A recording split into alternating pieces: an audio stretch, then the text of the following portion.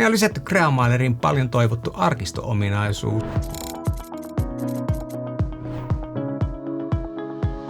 Moi, tässä Jami Pietilä Creamailerista.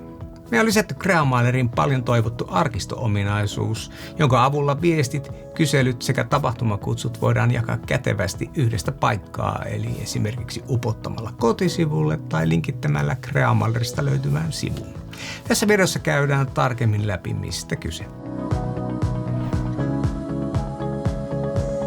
Arkisto-ominaisuuden löydät navigoimalla oman nimen kautta asetuksiin ja valitsemalla sieltä arkisto.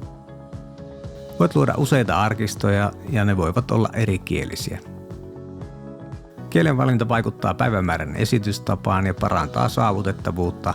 Se ohjeistaa ruudunlukuohjelmia lukemaan sivun valitulla kielellä.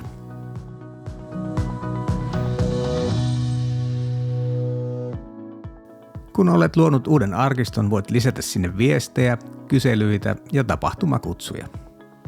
Lisättävien kohteiden tulee sisältää sekä otsikko että kuvausteksti, jotka voidaan määrittää niiden jakaminen sivulta. Linkki jakaminen sivulle löytyy esimerkiksi editorinäkymästä, yhteenvedosta ja raportista. Eli voit uutta viestiä luodessa määritellä, mihin arkistoon se kuuluu menemättä arkistojen hallintasivulle. Ja mainittakoon vielä, että jakaminen sivulla voidaan myös määritellä kuva, joka voidaan näyttää arkistossa. Arkistossa näytetään ainoastaan ne viestit, kyselyt ja tapahtumakutsut, jotka on jo lähetetty tai julkaistu. Jos esimerkiksi kyselyn julkaisuaika päättyy, se poistuu arkistosta automaattisesti. Julkaisuille, kuten viesteille, voidaan myös asettaa arkistoon oma päättymispäivämäärä.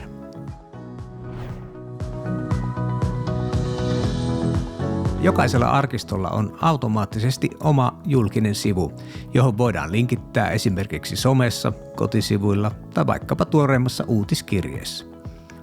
Lisäksi arkisto voidaan upottaa omille kotisivuille upotuskoodin avulla. Upotuskoodeja on saatavissa eri tyyleissä, joten voit valita sen, joka sopii parhaiten sivustosi ilmeeseen. Tässä esimerkissä lisään upotuskoodin WordPress-sivustolle.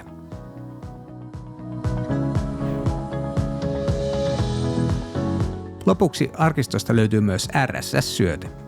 Tämä mahdollistaa uutiskirjeiden tilaamisen esimerkiksi suoraan RSS-syötteen lukijaan. Kaksivaiheinen tunnistautuminen alkaa olemaan valmis ja raportit voidaan kohta jakaa sähköpostitse. Mutta niistä lisää myöhemmin. Nyt se on moi!